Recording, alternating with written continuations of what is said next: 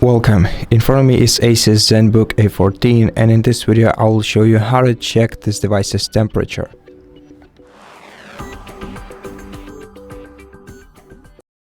To do this, right click to taskbar, go to Task Manager, then go to Performance section, and in the Performance section next to the in GPU specifications, you'll be able to find the temperature, and as your GPU is integrated into your CPU, it's automatically the CPU temperature too. But since there is no graph, just one number that it indicates your device's temperature, I suggest that you could as well use a separate application to check all the information about your device's temperature that you need to know.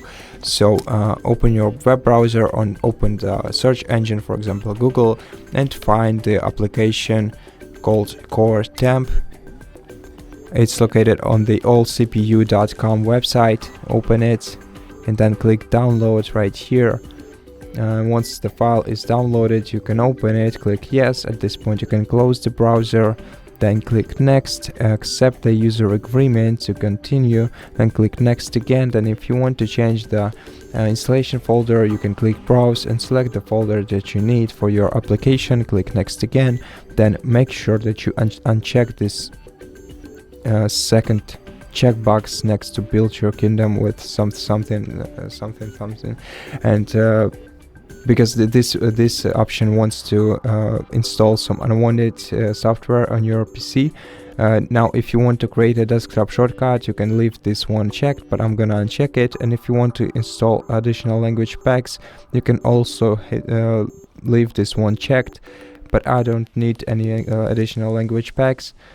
So I'm gonna uncheck it too, and then we can continue to the next page. So click next, then installed, and wait until the application is installed. Click next, and then you can uncheck this checkbox next to view readme and click finish to launch the application. And in this application you'll be able to find all the information you need to know about your processor, each core of the processor, and load on each of its core. And down below you also can find the temperature readings from your CPU, and you can not only find the current temperature like in the taskbar, as we've seen it's in the taskbar. As you can see, the temperature is slightly different, but I think this one is more precise. It also has a minimum registered temperature, maximum registered temperature of your processor, and also the current power consuming level.